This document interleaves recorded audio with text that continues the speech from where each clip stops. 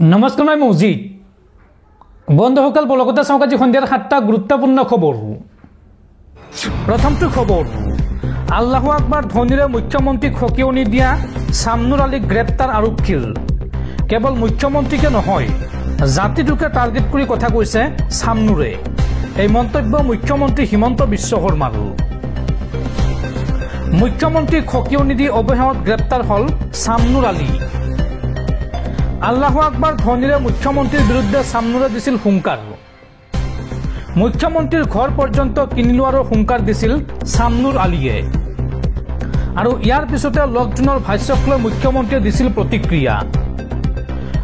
এই সন্দৰ্ভত মুখ্যমন্ত্ৰীয়ে কয় যে কেৱল মুখ্যমন্ত্ৰীকে নহয়, সমগ্ৰ জাতিটোকে টাৰ্গেট কৰি কথা কৈছে শামনুৰে। সকলো দিশতে অসমীয়া জাতিক পিছ পেলোৱাৰ চেলেঞ্জ দিছে। অসমীয়া এতিয়া অন্তত এই কথা ৰন্ধে ৰন্ধে অনুভৱ কৰা উচিত। এই বিশেষ সম্প্ৰদায়ৰ লক্ষ্য কি, এই লকডাউনৰ কথাত স্পষ্ট হৈছে সকলো। আৰু অৱশেষত আৰক্ষীৰ অভিযানত জালত পৰিল হুংকাৰ দিয়া এইগৰাকী শামনুৰ আলী। আনহাতে আৰক্ষীক আক্ৰমণৰ লগত জড়িত 10গৰাকী আক্ৰমণকাৰীকো গ্ৰেপ্তাৰ কৰিছে আৰক্ষীয়ে। পৰৱৰ্তী খবৰ, ৰাহুল গান্ধীক ইচ্ছা কৰিলে আজি এতিয়াই গ্ৰেপ্তাৰ কৰিব পাৰোঁ। য'তে আছে তাৰ পৰা এতিয়াই গ্ৰেপ্তাৰ কৰিব লৈ আহিব পাৰোঁ ৰাহুল গান্ধীক। এই মন্তব্য ৰাজ্যৰ মুখ্যমন্ত্ৰী হিমন্ত বিশ্ব শৰ্মাৰ। ৰাহুল গান্ধীৰ হুংকাৰক লৈ এইবাৰ বুঢ়া আঙুলি দেখুৱালে মুখ্যমন্ত্ৰীয়ে। মুখ্যমন্ত্ৰীয়ে এই সন্দৰ্ভত কয় যে ৰাহুল গান্ধীক ইচ্ছা কৰিলে আজি এতিয়াই গ্ৰেপ্তাৰ কৰিব পাৰোঁ। ৰাহুল গান্ধীৰ বিৰুদ্ধে 2টা গোচৰ চলি আছে অসমত। আৰু য'তে আছে তাৰ পৰা এতিয়াই লৈ আহিব পাৰোঁ ৰাহুল গান্ধীক। মই অসমতে জন্ম হোৱা অসমীয়া, মাৰ গাখীৰ খাই ডাঙৰ হৈছোঁ। ৰাহুল গান্ধীৰ কথা শুনিলে অসমৰ কংগ্ৰেছীসকলে বিপদত পৰিব। কংগ্ৰেছৰ নিৰ্বাচনী ইস্তাহাৰত কোনো উন্নয়নৰ কথা নাথাকে। কংগ্ৰেছৰ সভাত মাত্ৰ হিমন্ত বিশ্ব শৰ্মাক গ্ৰেপ্তাৰ কৰাৰ কথা। মোৰ ৰাজনীতি হৈছে উন্নয়নৰ, সেয়া কংগ্ৰেছৰ কথাত গুৰুত্ব দিয়া নাই। নহ'লে মোক ধমকি দি যোৱাৰ মজা ঠিকছে দিলোহেঁতেন। এইদৰে ৰাহুল গান্ধীৰ হুংকাৰক লৈ বুঢ়া আঙুলি দেখুৱালে মুখ্যমন্ত্ৰী হিমন্ত বিশ্ব শৰ্মাই। পৰৱৰ্তী খবৰ, ৰাজ্য কঁপাই যোৱা গোৱালপাৰা কাণ্ডত গুলীবিদ্ধ আৰু এজনৰ মৃত্যু। GMCHত মৃত্যু হ'ল পাইকানত গুলীবিদ্ধ কছুমুদ্দিন আলীৰ। আৰক্ষীৰ গুলীত গুৰুতৰভাৱে আহত হৈছিল কছুমুদ্দিন। বৃহস্পতিবাৰে গোৱালপাৰাৰ পাইকানত সংঘটিত হৈছিল ভয়ংকৰ কাণ্ড। শ উচ্ছেদিত লোকে লাঠি জং লৈ আক্ৰমণ কৰিছিল আৰক্ষীক। আৰু প্ৰাণ ৰক্ষাৰ বাবে গুলীচালনা কৰিবলৈ বাধ্য হৈছিল আৰক্ষীয়ে। আৰু আৰক্ষীৰ গুলীচালনাত থিতাতে মৃত্যু হৈছিল এগৰাকী ব্যক্তিৰ। লগতে গুলীবিদ্ধ আৰু এজন ব্যক্তিৰ আজিৰ দিনটোত গুৱাহাটী মেডিকেল কলেজ হাস্পতালত মৃত্যু হৈছে। দৰ্শকসকল আৰু বহুতো গুৰুত্বপূৰ্ণ খবৰ আছে। তাৰ আগতে আপোনাক জনাওঁ যে যদি আপুনি এতিয়ালৈকে এইটো ভিডিঅ'ত লাইক কৰা নাই তেন্তে এতিয়াই ভিডিঅ'টোত লাইক কৰি দিয়ক। আৰু এনেকুৱা ধৰণৰ ভিডিঅ'সমূহ নিতৌ চাবলৈ চেনেলটো ছাবস্ক্ৰাইব কৰি কাষত থকা বেল আইকনটো প্ৰেছ কৰি ৰাখক। পৰৱৰ্তী খবৰ, ৰাজ্যৰ চাহ শ্ৰমিকলৈ ভাল খবৰ। ৰাজ্যৰ 7 লাখ চাহ শ্ৰমিকে লাভ কৰিব 5,000কৈ টকা। চাহ উদ্যোগৰ 200 বছৰ উপলক্ষে হিমন্ত বিশ্ব শৰ্মা চৰকাৰৰ এই সিদ্ধান্ত। আৰু ইয়াৰ বাবে 342 কোটি টকাৰ আবণ্টন অসম চৰকাৰৰ। ৰাজ্যিক কেবিনেট বৈঠকৰ অন্তত সংবাদমেল যোগে এই ঘোষণা ৰাজ্যৰ মুখ্যমন্ত্ৰী হিমন্ত বিশ্ব শৰ্মাৰ। পৰৱৰ্তী খবৰ, ৰাজ্যত পুনৰ চলিব উচ্ছেদ অভিযান। উচ্ছেদক লৈ কোনো কম্প্ৰমাইজ নচলিব। ৰাজ্যত উচ্ছেদ চলিবই, চৰকাৰী মাটি বেদখলমুক্ত হ'বই। উচ্ছেদ সন্দৰ্ভত এই মন্তব্য ৰাজ্যৰ মুখ্যমন্ত্ৰী হিমন্ত বিশ্ব শৰ্মাৰ। উচ্ছেদক লৈ কোনো কম্প্ৰমাইজ নচলিব।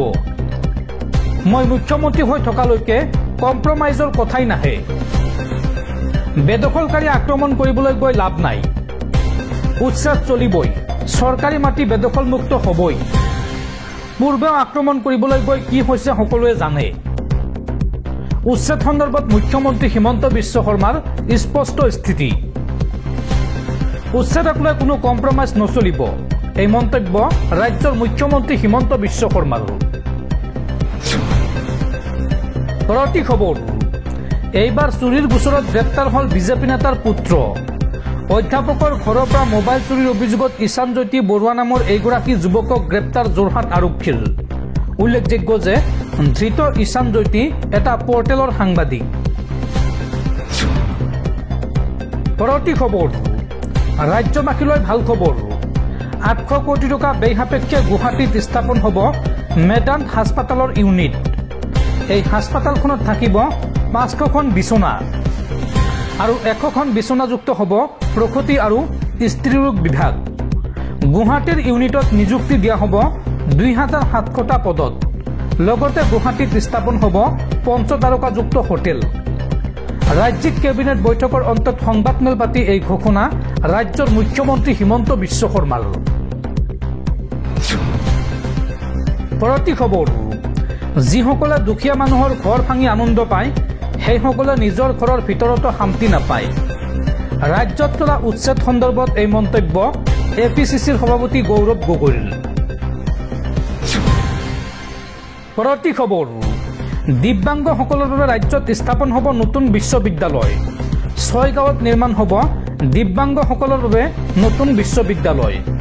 6 গাঁৱত স্থাপন হ'ব national university for disability studies নামেৰে নতুন বিশ্ববিদ্যালয়।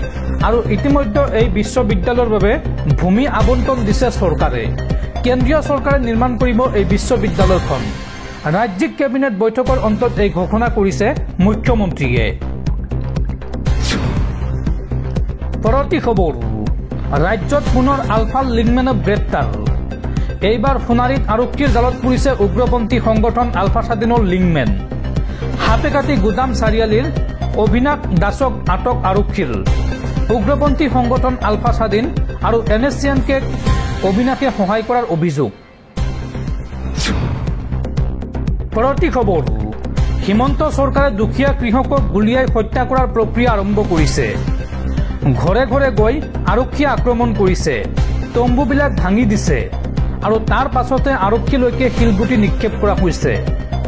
ৰাজ্য কঁপাই যোৱা গোৱালপাৰা কাণ্ডক লৈ এই মন্তব্য বিধায়ক অখিল গগৈৰ। পৰৱৰ্তী খবৰ, দেশবাসীৰ সুবিধাৰ্থে ৰেপো ৰেট হ্ৰাস ৰিজাৰ্ভ বেংকৰ। তথাপিও সকাহ নাই মধ্যবিত্তৰ, নাই সঞ্চয়। মূল্যবৃদ্ধিয়ে কোঙা কৰিছে দেশবাসীক। ৰিজাৰ্ভ বেংকে একেৰাহে 3বাৰকৈ হ্ৰাস কৰিছে ৰেপো ৰেট, সেইটো মুঠ 1%। মোদী চৰকাৰ অৰ্থাৎ RBIয়ে দাবী কৰিছিল মূল্যবৃদ্ধি নিয়ন্ত্ৰণত আহিব, সেয়ে এই সিদ্ধান্ত লোৱা হৈছে। আশা কৰা হৈছিল যে এই সিদ্ধান্তৰ দ্বাৰা মধ্যবিত্ত শ্ৰেণী উপকৃত হ'ব। সঞ্চয়ৰ ক্ষেত্ৰত ফিক্সড ডিপজিটৰ সুতৰ হাৰ কমি আহিব পাৰে, কিন্তু একে সময়তে ঋণৰ কিস্তিও কমি আহিব। গাড়ী আৰু ঘৰৰ বাবে মানুহে অধিক ঋণ ল'ব। তাৰ ওপৰত বজাৰত চাহিদা বৃদ্ধিৰ বাবে আয়কৰতো ডাঙৰ ৰেহাই ঘোষণা কৰা হ'ল, যাতে মানুহে সামগ্ৰী আৰু সেৱাত অধিক খৰচ কৰে। কিন্তু সেয়া সঁচাকৈ হৈছেনে? তথ্য অনুসৰি সুতৰ হাৰ কমিছে, কিন্তু ঋণ আৰু জমাৰ বজাৰত ইয়াৰ কোনো প্ৰভাৱ পৰা নাই। অৰ্থাৎ মূল্য বৃদ্ধিৰ বাবে সাধাৰণ জনতা এতিয়াও বিপৰ্যস্ত। তেওঁলোকৰ হাতত সঞ্চয় কৰিবলৈ পৰ্যাপ্ত ধন নাই। নতুন আয়কৰ গাঁথনিত হোম লোনৰ দৰে বিনিয়োগৰ ক্ষেত্ৰত কোনো ৰেহাই দিয়া হোৱা নাই। ফলত মধ্যবিত্ত শ্ৰেণীৰ মাজত ঋণৰ বোজা বহন কৰিবলৈ প্ৰবল অনিচ্ছাই বিৰাজ কৰিছে। ভাৰত অতি সোনকালে বিশ্বৰ ৩য় বৃহত্তম অৰ্থনীতি হিচাপে পৰিগণিত হ'ব বুলি নৰেন্দ্ৰ মোদী চৰকাৰে বুকু ভিন্দাই দাবী কৰি আহিছে। দেশৰ অৰ্থনৈতিক অৱস্থা যে এতিয়াও বহুত ভাল, সেই কথা কিন্তু বেংকৰ ঋণ আৰু জমা বজাৰে কোৱা নাই। সেইবাবে পূৰ্বৰ ৰিজাৰ্ভ বেংকৰ গভৰ্ণৰ শক্তিকান্ত দাসে মোদী চৰকাৰৰ অপৰিসীম চাপৰ পিছতো ৰেপো ৰেট হ্ৰাস কৰা নাছিল।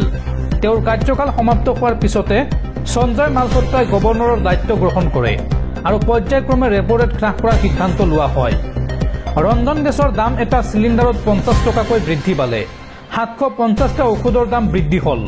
মূল্য বৃদ্ধিৰ বাবে চহৰত ক্ৰয়ৰ প্ৰৱণতা কমি গ'ল। ৰেপো ৰেট হ্ৰাস কৰাৰ সিদ্ধান্তক একোৱে ৰোধ কৰিব নোৱাৰিলে। কিন্তু তাৰ পিছত কি হৈছে?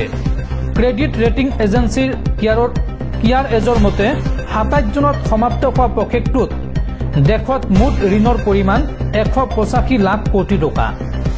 ঋণৰ বৃদ্ধিৰ হাৰ 9.5%, যিটো যোৱা বছৰৰ একে সময়তে প্ৰায় 14% আছিল।